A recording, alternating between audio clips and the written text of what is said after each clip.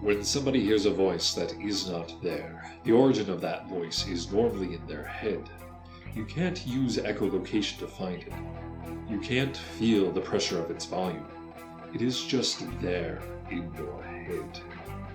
If you can feel the pressure from that voice, you can hear it from a certain direction. Then it's not in your head. That voice is really there. That was the case for this detective. He would always have a clue or know a lead as if someone or something magical told him. Anyone he worked with wrote it off as psychic hokum or plainly being lucky. He was a vagabond private investigator with quite a few unique profile cases under his belt, normally by traveling into areas as he was needed for the work, as if he was summoned or conjured.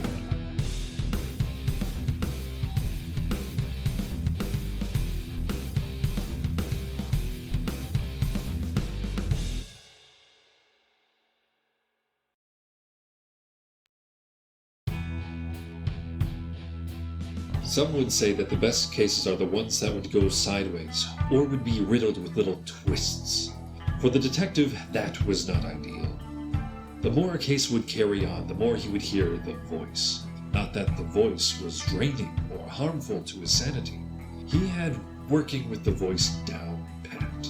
The detective just hated to work. He really hated being strung along.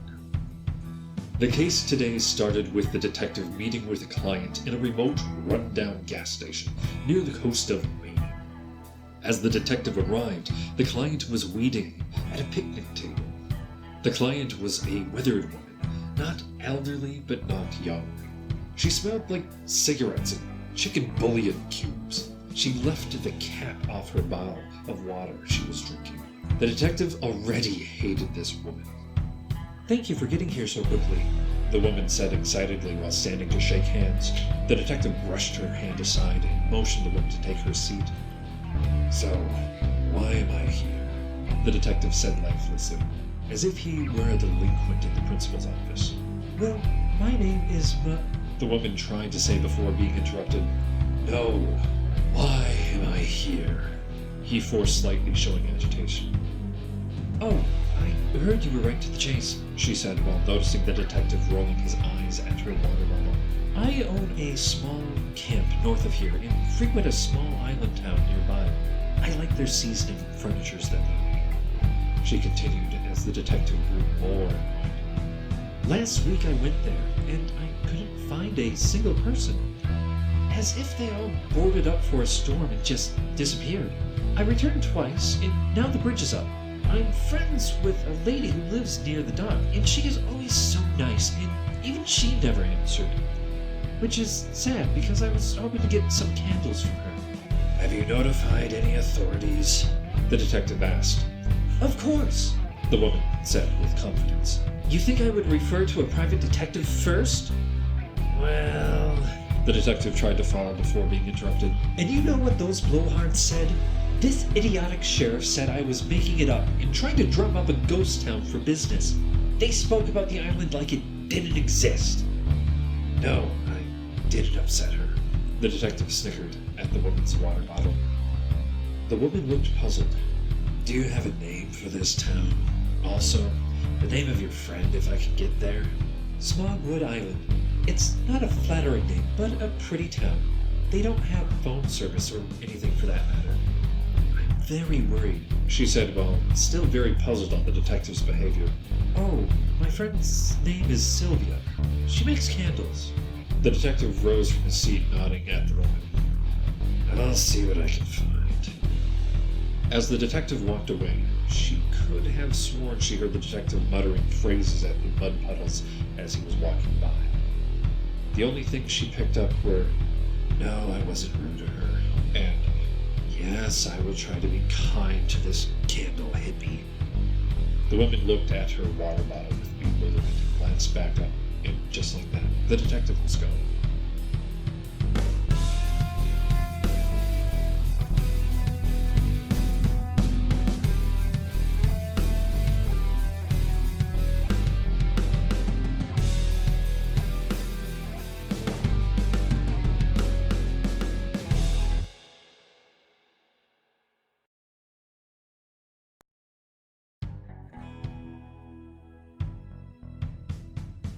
It didn't take long for the detective to find the bridge to the island.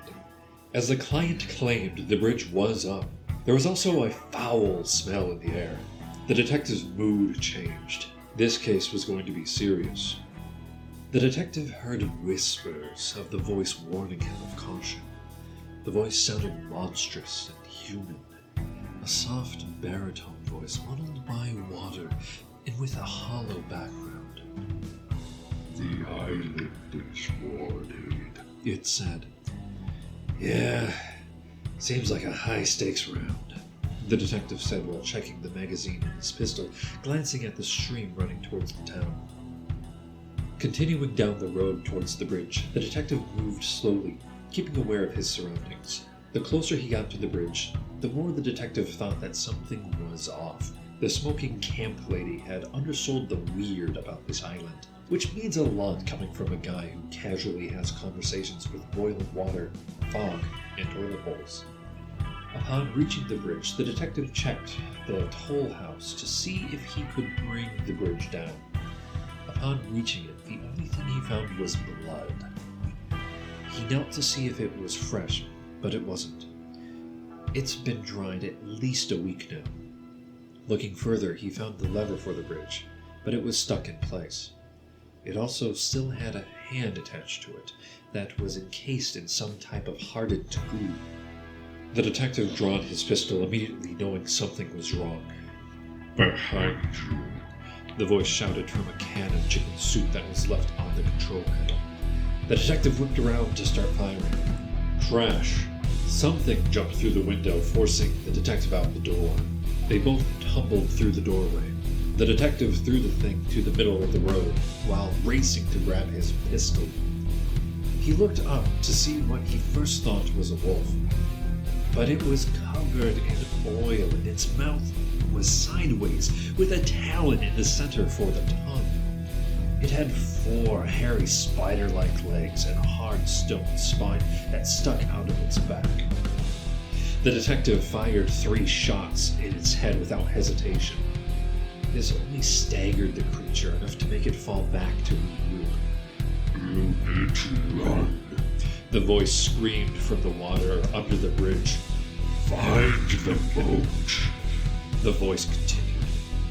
Looking towards the water about 100 yards from the bridge, the detective notices a tree being shaken and birds scattering. "Move now," the voice followed. The detective ran to the shaken tree. As he progressed further, the creatures returned, but it duplicated itself before his very eyes while he was fleeing. The detective progressed closer to the boat and glanced back to fire off a few shots. The creature was now 5 instead of 1. The detective finally made it to the dock to see the rowboat with a motor tied and shot off the rope holding the boat. "Come on, come on!" the detective exerted, trying to get the motor started. Quickly, he looked up and started firing at the creatures, which were now 8. "Have faith," snorted the voice. Immediately, the creatures made it to the dock near the boat. But the boat launched across the water, gliding at a high rate, barely staying on the water, knocking the detective on his face in the boat. "What, no countdown?" the detective chuckled. Quickly getting across and beached, the detective stepped off the boat and followed with, "So, Sylvia the Candle Lady, by the dock."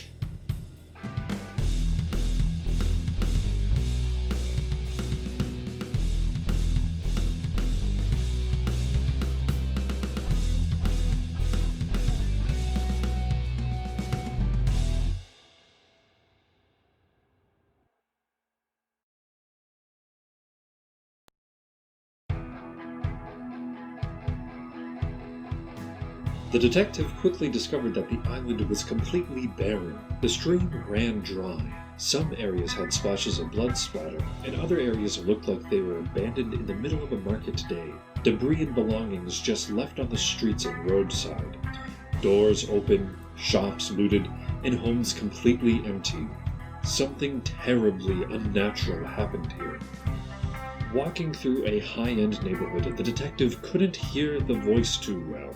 He noticed there weren't any places with water the closer he got to the center of the island.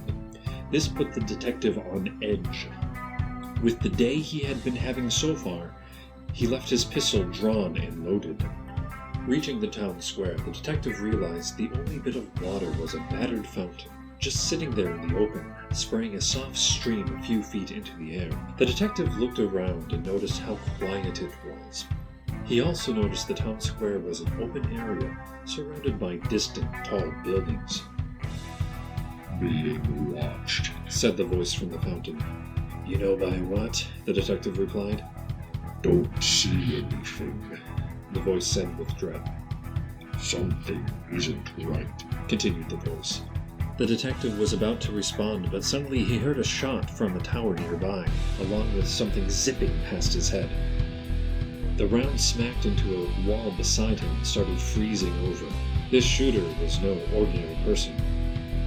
Did your demon warn you of that? Said a gravelly Italian accented voice from one of the rooftops.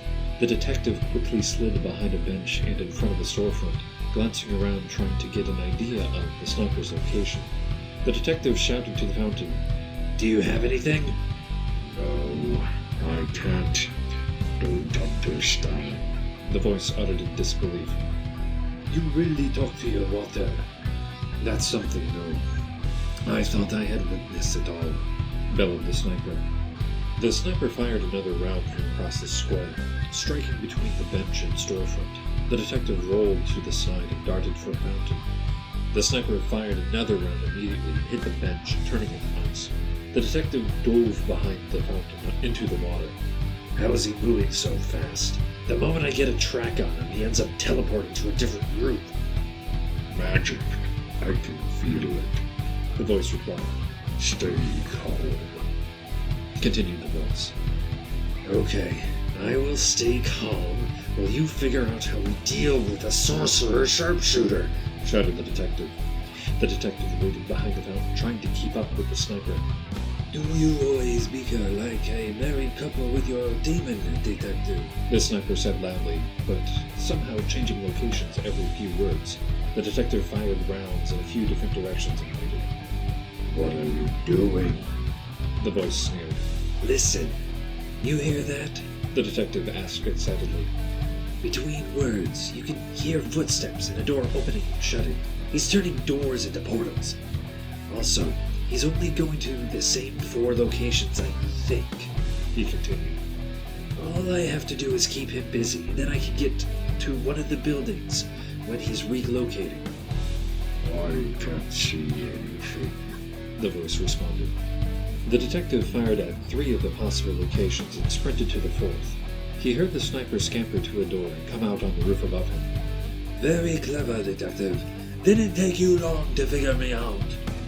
The sniper smugly bellowed. The sniper then darted to a door on the roof. The detective was racing to the same door, trying to beat the sniper to have him cornered.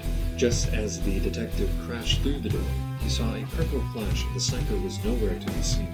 The detective looked across the square to find the sniper aiming towards him. The detective quickly raced to get a shot off, but the sniper ducked and shot the fountain, freezing it solid. The detective glanced down and then back up to see the sniper racing to a door. See you soon, detective, smiled the sniper, passing through the door in a purple flash.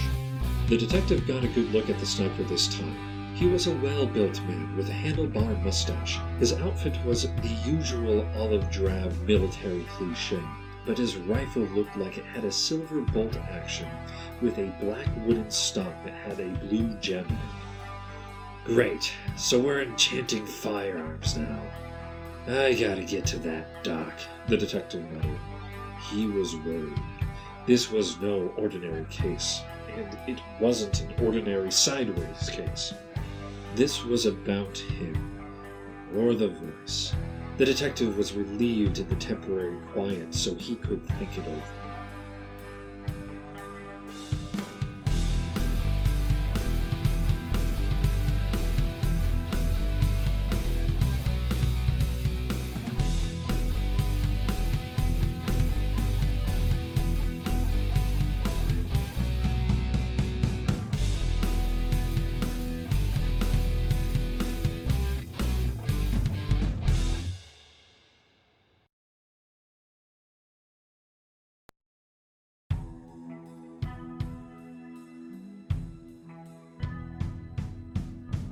The detective was getting close to the docks, pacing himself, watching for the sniper and anything else to come. Could this case be one elaborate trap? What enemies could he have that would siege an island? Is this town even real? Did chicken bouillon cubes and cigarettes lady set him up? The more he mulled it over, the more paranoid he sounded. Between the monster at the bridge and the sniper using sorcery, what's next could be even worse. The detective was getting rattled. He saw a bench in a run-down park on the road and decided to prep for getting to Sylvia's house. I've dealt with magic before. I've even dealt with people who have heard about me, he muttered to himself while going through his belongings. The detective came to a grim realization that this was about the voice and not him. I wonder what they want with the old know-it-all, he snickered. As the detective stood up from the bench, he heard a whisper from the trees. It wasn't the voice, something faint and soft. He drew his gun and approached the noise. He saw a woman covered in dirt and chained to a dead tree. Trap, the woman whispered. She was in bad shape. She glanced at the tree that was holding her to signal the detective. The detective deduced she had probably been there for a day or two. Her arm had a fresh cut on it. She looked scared, still rational, but borderline hopeless of escaping. The detective noticed she had kept glancing to the base of the tree. Upon further observation, he noticed a neatly disguised rock with a symbol of what looked like the letters L-U-P-O. The woman positioned herself ready to get up, watching the rock as if she were a mouse in a standoff with a cat. The detective's only plan to release the woman would probably trigger the trap. He glanced over to her and nodded. With that, she signaled to his gun, so the detective shot the chain from the tree. After 2 rounds, it broke free. The chain fell and landed on the rock. The woman freed herself and immediately ran to the detective, dragging him backwards. "Run!" she screamed. The detective quickly followed the woman as she led him towards the docks. Glancing back, he noticed some type of hole appear from the rock. His old friend from the bridge emerged from it. The creature charged after the two and started to duplicate itself from the jump. 1 turning into 2, and 2 turning into 4. After a few seconds, the creature was 16 strong, chasing the detective and the woman up the road. The detective fired shots behind them to slow the creature down. "Don't bother," the woman gasped while turning up a set of stairs to a pierside house. "They can only be killed by magic." The woman pulled the detective inside through the door. She locked the door behind her and muttered something while holding the knob. The detective immediately looked for sources of water. He didn't think to shout to the water by the docks, rattled at being chased by the creatures from the bridge. The woman rushed the detective. "I need your gun." The detective pulled away. "You have to trust me, or do you want those things to kill us?" the woman sneered.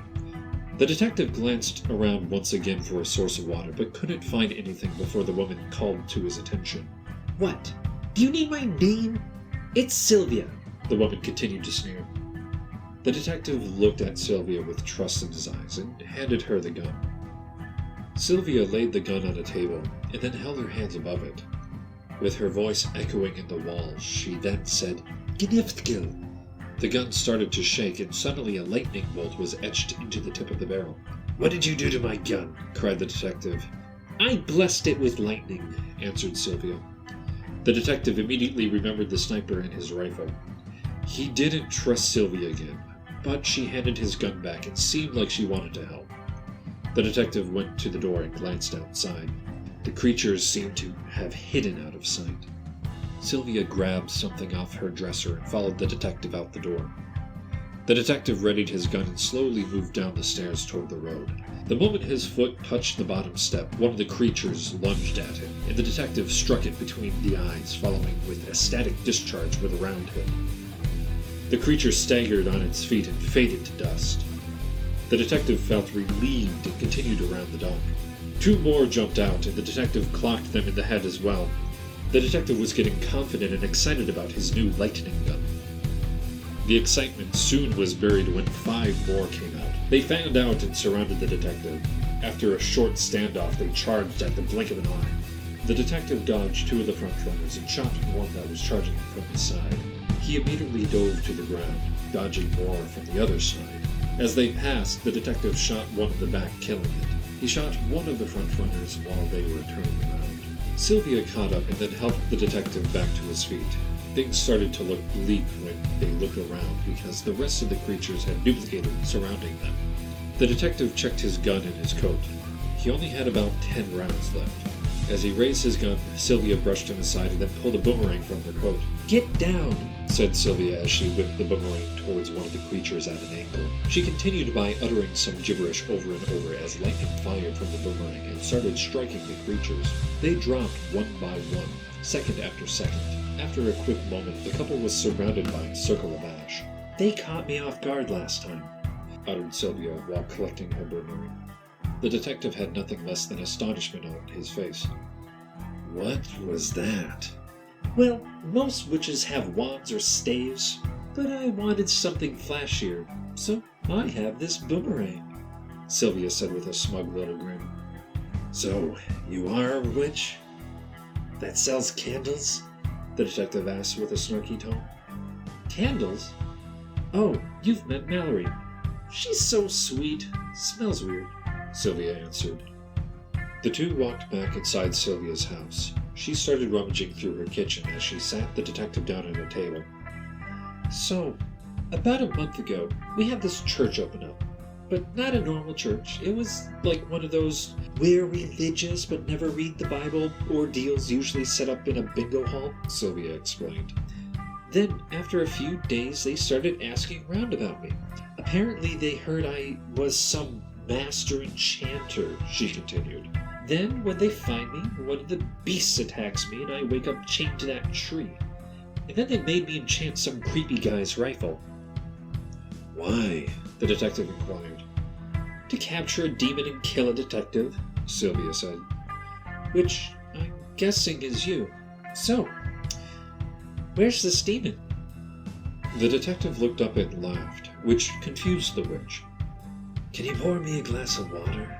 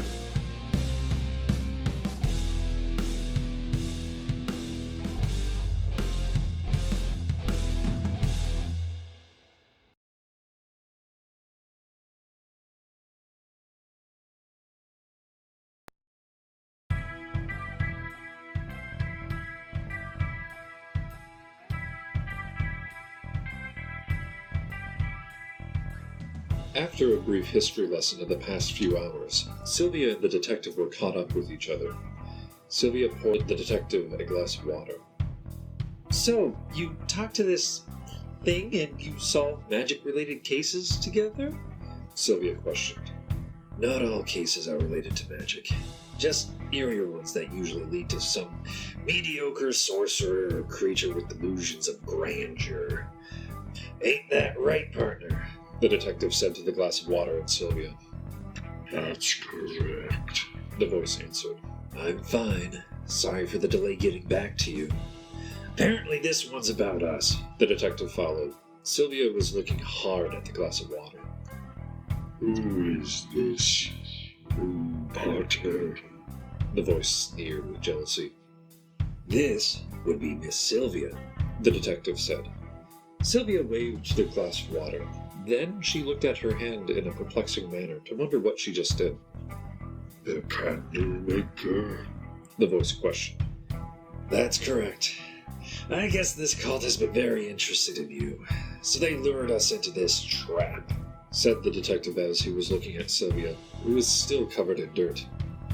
How about you get yourself cleaned up and I'll keep watch? Also, I have to brief my partner, the detective said to Sylvia. Sylvia nodded and gathered some clothes. Then she smiled at the detective while walking by to get a shower. The detective started looking around, pulling anything he could about the witch from his surroundings. Do you trust her? The voice asked.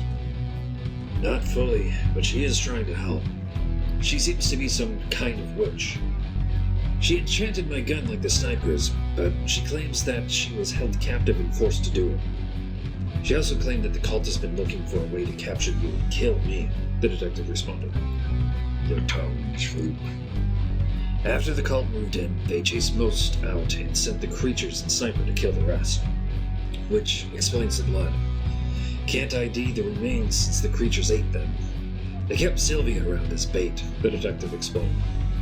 We know a lot about this, the voice confirmed. If you ask me, it was that Denver case. Last time we do anything for the government, the detective snickered. He could hear the eyes roll from the glass of water. I'm certain they have been following us and prepping for years, the detective mentioned. we should confront them. Will she help? The voice asked the detective. She's been through enough. I found her pretty weakened and chained to a tree. Barely survived fighting those rock spider wolves, the detective responded without hesitation. Feelings? The voice said with a humored tone. She is reclusive. Perfect for you. The voice sneered. She helped me already. I won't have you dragging her further, the detective continued. Sylvia just stepped out of the bathroom, dressed in light hiking gear. So, when are we going after them? She excitedly asked. She wants to help. The voice chimed. She is not, the detective huffed at the glass of water. Then he turned to Sylvia. You have been through a lot, and are probably tired. You should stay here. Sylvia glared at the detective, gripping her boomerang and biting her upper lip. Well, you brought us this far. Know how we can get to the cult? The detective said with a sense of retreat. Sylvia loosened up a bit and responded with a smirk. There is a boat that we can take to them. They're in a cave on an island to the northeast. Has an underground lake, I believe. But there is an issue, she said with hesitation. The detective crossed his arms. And what is this issue? It's a fishing trolley. They killed the boat engine, and it's the only boat on the island. I'm already guessing that the cult destroyed the rowboat they left on the other side of the bridge. The detective glanced at the glass of water. Will that be an issue? You never pulled something that big. Won't be a problem. The voice whispered. Are you sure? The detective asked with doubt. I will push it. The voice said with a stern tone. The detective's eyes widened and he looked at Sylvia. All right, take me to this boat. The trio arrived at the boat and hopped on. The detective motioned for Sylvia to sit down. The detective sat next to her. She kept looking at him with curiosity in her eye. What do you want to ask? The detective said, noticing her glancing. Sylvia blushed. She then asked, How did you two meet? The detective looked at the water. He grimaced as he pulled a painful memory from the past. When I was a teenager, I was on this fishing boat in the Pacific. Quite like this one. We hit a bad storm. I fell off the boat and started sinking to the bottom. You fell into a pond drunk. The voice interjected. I was drowning. Then I saw something in the water telling me everything was going to be okay. I was grabbed by a hand, he muttered, with a quick leer towards the water. Sylvia leaned in. And it pulled you up? The detective looked at Sylvia. Down. Sylvia got a chill up her spine. I woke up on a beach. After a year of nearly going insane from conversing with it, I eventually got used to it. It convinced me to help it with certain errands. the detective said, looking between Sylvia and the water. Sylvia looked like a child hearing a ghost story. Ready? The voice asked. The detective pulled Sylvia close and motioned her to hold on to the side of the seat along with him holding his side. This will be uncomfortable, the detective mentioned. I don't, Sylvia said, blushing, but was interrupted. The boat took off like a rocket towards the island, nearly knocking the detective and Sylvia on their backs. So, how long have you been capable of using magic? The detective asked after pulling him and Sylvia up to their seat. When I was a little girl, I always believed I could do things if I wished I could. I would wish for a cat and one would appear. I would wish for my pencil to spill oil on the floor and Danny Limbo would slip on it, she replied with a smile of nostalgia. The detective cackled. So, after being able to do all that, why settle here? Sylvia looked saddened. When I was 14, just over 10 years ago, I got into a bad fight with my mom and dad. I got angry and lost control of my powers. I didn't hurt them, but that was only luck. I was scared, so I ran away. She then looked proud. I keep to myself here next to the water because I know how dangerous I can be, especially with fire. A small town of simple folk wouldn't notice me if I was reclusive. I sell talismans and enchanted rings to get by. I try to come off as an obvious fraud. The detective took note of Sylvia's self-awareness with admiration. That's very smart of you. Most sorcerers I've met could use that sense of awareness. Sylvia smiled and moved closer to the detective. She saw a lot of herself in the detective. A lonely person stuck with a unique circumstance. She really enjoyed his company. She usually kept to herself or scared anyone away who knew her for too long. How could she scare the detective away? He talks to water as if it were his fairy godmother. We're almost here, the voice said. Sylvia started looking around. What is it? The detective asked. Nothing, just never mind. Must be fatigue, she said while looking around. The boat started to slow down as they approached the island. As the boat was beached, 5 rounds were shot from the tree line and landed around the boat. The boat was frozen in place on shore. They accepted this was just the beginning of the final trap. The detective and Sylvia exited. I think the cave is this way, she said while pulling the detective's sleeve. The detective turned to the water and nodded. Then he followed Sylvia towards the cave. After slowing down, she grabbed her boomerang tight and the detective's arm even tighter. She was starting to get scared. The detective stopped Sylvia. You never asked. Sylvia stopped and looked at the detective. Asked what? My name. You never asked for my name, the detective said, trying to calm Sylvia down. Sylvia looked surprised. Oh my God, I never did. Well, what is it? The detective slightly smiled. Jeffrey Marsh. Sylvia started to smile and bowed. Sylvia Howard, Mr. Marsh.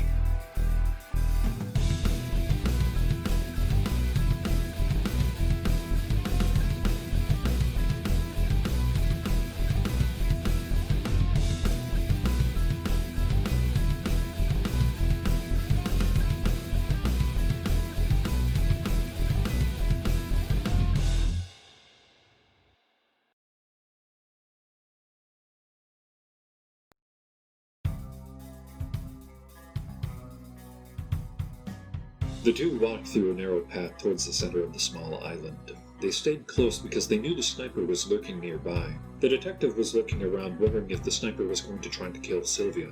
The two finally made it to the cave while the sun was lowering and started to enter.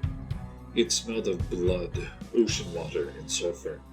Torches lit the way, but they were separated enough to keep parts of the cave dark. Before getting too far in, the detective pulled Sylvia aside. You know they're going to try to capture me.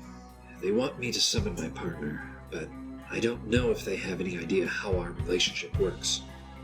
Sylvia rested her hand on the detective's shoulder. It will be fine if, and I mean if, anything happens to me. I want you to take my necklace. And she squeezed his hand. It means everything to me. she whispered in his ear. The detective found that odd. They continued in. Soon they heard footsteps around them. Sylvia pulled the detective close, worried they would get separated. After venturing further, the detective was quickly struck by something and knocked out cold. "Jeffrey!" Sylvia went to grab the detective as he was being pulled away, but she was hit as well and fell. She was only dazed and could see people in chainmail robes with orange hoods drag them further into the cavern. The detective woke up to Sylvia kicking and hissing towards him, trying to wake him. They were chained to makeshift chairs in a well-lit chamber that had a pond in front of them. The detective turned around and noticed a group of cultists with a man in the center. He was standing by the sniper. The sniper had his rifle trained on the detective's head. The detective took notice of the staff the man in the center was holding, and the sword at his hip. The man seemed to be the leader, since when he started to approach, everyone else bowed their heads. "I bet you're wondering how we achieved all this," the cult leader said with confidence and pedantry. The detective looked at the pool and realized that they were still alone in the cave without the boys. He decided to stall. "I'm gonna guess you robbed banks before you started a telemarketing scheme that led into this cult." The cult leader looked displeased. He snorted and nodded to the sniper. The sniper walked up and smacked the detective in the face. "Do not speak to Lord Bicep with that tongue!" snarled one of the cultists. The detective smiled. Sylvia looked at the detective, showing that she wanted him to stop talking. "Bicep? What's that? Like an anagram for Betsy?" The detective snarked with a cocksure chuckle. "You may think your bravado will impress this filthy witch, but it doesn't matter. Soon you will be dead, and your demon will be mine," Bicep said with a psychotic stare into the detective's eyes. The detective glanced at the pool again. He looked at Sylvia with a worried look. "Did it abandon us?" Sylvia whispered, growing more fearful by the word. The detective didn't respond. He just sat there with his hands behind his back. "You really want my demon?" he asked, turning to Bicep. "Trust me, it's quite a burden to bear." "I don't want it for your pathetic reason, as an aid or a cheat for a plain crime fighter," Bicep hissed at the detective. "I will consume the beast and take its power for my own. Behold!" Bicep screamed as he slammed the end of his staff on the ground. Suddenly, all of the other cultists raised daggers out of their robes and sliced their own throats. As they fell, they became orbs of flowing blood that were consumed by the staff. Bicep had a dark aura around him. He had a pyre of blood flowing from his head, and his eyes turned a bright yellow. This was no mediocre mage. Sylvia was beside herself. She turned to the detective. "What do we do?" The detective ignored her as he was wiggling in his chair. Bicep was done wasting time. He aimed his staff at the wall and conjured a fireball that made a new entrance into the cave. He turned his staff to the detective. "Summon your demon, detective." The detective looked at the staff with some admiration and then looked Bicep in the eye. "No." Bicep's eyes enlarged, growing even brighter. "Call your demon." "I can't," the detective responded with a glare. Bicep aimed his staff at Sylvia. "Then watch her die." "You don't understand," the detective pleaded while glancing at the pool. After pausing, he grew a smirk on his face. Bicep pulled his staff back to the detective. Sylvia looked horrified. "In all your research, you got the most important thing wrong. I don't summon the beast," the detective said with a cold stare. "The beast summons me." From the pool came a short rumble and disturbance in the water. Bicep and the sniper heard a low-pitched hum that started to impale their ears. The detective slipped out of his chains and got Sylvia out of hers. They started heading towards the new hole in the wall. The sniper and Bicep fell back to cover from the disturbance in the pool. The sniper was moving his rifle between the pool, Sylvia, and the detective. The rumbling and humming stopped for a brief moment. A hideous beast rose from the pool as the detective pulled a paralyzed and mortified Sylvia from the cave through the hole Bicep made. The beast stood about 4 meters high. It had gray skin like a shark, but it moved like a river within itself. It looked out of place for reality. Short and massive with 2 legs, a long narrow torso, and long ripped arms. The hands each had 8 fingers with claws. The head was like that of a fine-eyed shark, but it had what looked to be a beard made out of flowing tentacles. On its back, the beast had 2 massive wings. The sniper all but emptied his rifle into the beast. It had no effect. He then ran out of the hole the detective and Sylvia had just passed through. Bicep stood his ground. He summoned more of his creatures from the bridge and unsheathed his sword. "Witness my power, demon!" Bicep yelled while charging the beast. The beast charged in return like a gorilla and started swinging its arms towards the creatures. It slashed 2 of the 4 creatures in half so quickly they couldn't duplicate when slain. Bicep threw a fireball at the beast and found it blocked by the behemoth's forearms.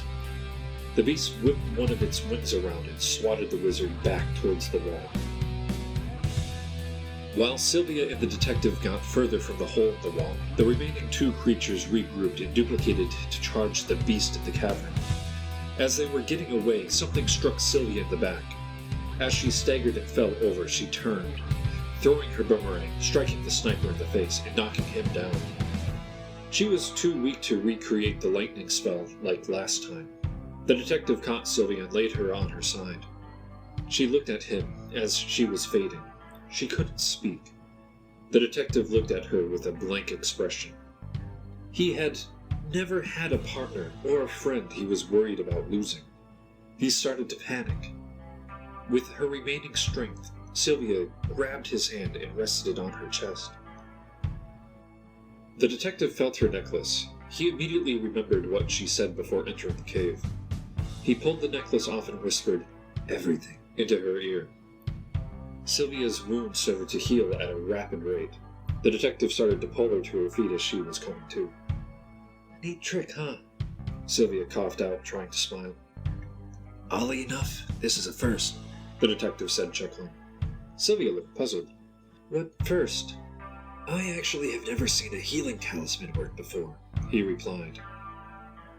The 2 only had a brief moment of peace as they heard a branch snap and looked up to see the sniper recuperated. "We still have a dance to finish, detective, but I am not wanting to listen to music today," the sniper said while training his rifle on the detective's head. Just as the sniper was about to fire, he was struck by a large projectile. This forced him out into the open with what hit him. As he gathered his senses, he looked down and identified Bicep's mangled corpse. He turned around to find himself face to face with the beast from the pool. The sniper raised his rifle, but the monster was too quick. In a single motion with its wing, the beast removed the sniper's head from his neck. The monster turned and started walking towards them. This caused Sylvia to brandish her boomerang. From behind the detective, she whipped it and started her lightning spell. The beast caught the boomerang, completely dispelling midair. As the monster approached, Sylvia stood still in terror. The creature had Sylvia and the detective dead to rights.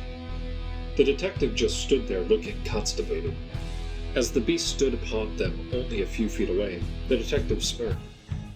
"About time you started pulling your weight." Sylvia looked even more dumbfounded. "I just saved you again," the beast snorted with a squint. "Sylvia had everything under control, didn't you, Sylvia?" The detective chuckled while looking at the witch. Sylvia glanced between the monster and the detective, trying to piece words together. "But what is... I don't understand," with her hand running through her hair. "Is this the voice you've always heard?" Finally turning to the detective. The beast leaned forward with what looked to be a smirk. "Voice that's ignored is more like it." Sylvia started to look flustered. Jeff, what is this thing? The beast pulled back. 2 of the 5 eyes squinted, and the rest opened wide. Jeff? What happened to no names? The beast lauded with satire. The detective, or Jeffrey, looked morally defeated, as if he was being prodded in stereo and was powerless to escape. After swallowing some pride and what he thought was the last of Sylvia's admiration, he answered both. Sylvia, this is Waterwing, defender of Earth. Some call him Cthulhu or Kraken. Others in history have called him Poseidon or Neptune. The detective said to Sylvia with a straight and somber voice as Waterwing stood in a stoic fashion. The tone ended quickly with Jeff's laughter. He picked Earth because it's mostly water, but he failed to notice humanity is on land. The detective cackled and shook his head. Waterwing looked displeased, but shrugged it off. Sylvia finally collected her thoughts. So, he is not some ancient water demon that you made a deal with to survive a brush with death? Jeffrey and Waterwing shook their heads. Well, the cult was a bit off. Sylvia looked into the cave. All this just to kill you and capture him? She said while glancing at Jeffrey and Waterwing. Sylvia processed more. How often does this happen? Shadowy cults trying to assassinate you two? The duo glanced in unison and both shrugged. There was something very odd about this one, Jeffrey said to Sylvia. For starters, we rarely see blood magic, and it's never as powerful as what Bicep was pulling. Also, no one has thought that Waterwing was more than a voice I heard before. Waterwing looked focused. The townsfolk solved. Tell the camp owner later. Sylvia tilted her head. What camp owner? I thought Mallory sent you. Jeffrey and Waterwing glanced at each other. Then the detective turned to Sylvia. Yeah, she was a camp owner. Frequented you for candles. Sylvia looked dumbfounded again. No, Candlemaker was my code phrase to know if I was talking to a friend of hers. She knows that I'm a witch. I contacted the authorities a week before the cult sieged the island. I thought she sent you. The duo started to get anxious. Tell us more, the voice barked. Sylvia looked blank. She was a federal agent.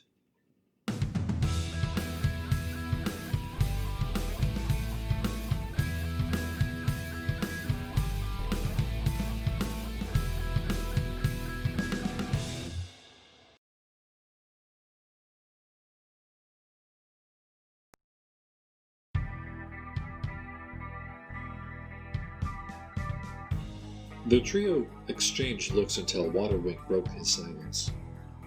We should head home and figure this out.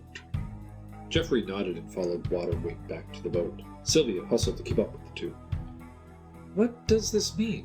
Where are you going? What should I do? Sylvia rushed with questions in a state of panic as Jeffrey entered the boat and Waterwing submerged into the water to get the boat free of ice. The detective turned to help her on.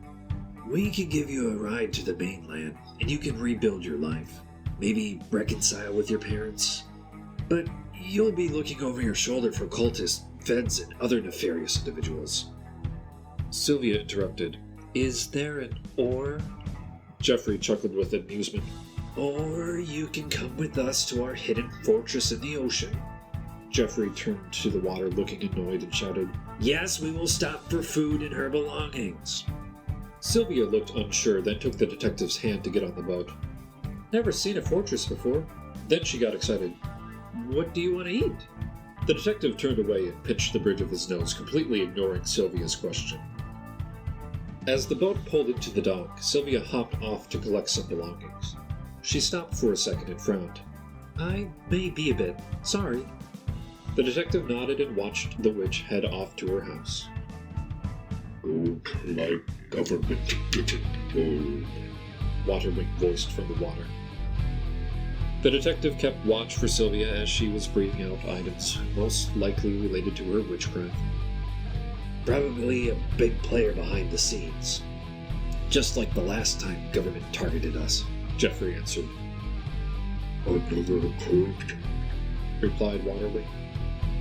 In the same way as before? Jeffrey asked and followed with, Nah, this is too organized. Atlantic? Waterwing chuckled with pride. The detective rolled his eyes. I told you that was a foolish fight. He then took notice that Sylvia was piling boxes and boxes. He huffed and turned to the water. No, I have a worse feeling about this. The cult knew too much about us, and how they pulled this siege off, I'm certain the Feds sanctioned it. The Manhunt operation? Waterwing wondered. Well, the U.S. government doesn't shy away from shooting at imaginary enemies to boost defense spending. But no, this seems different.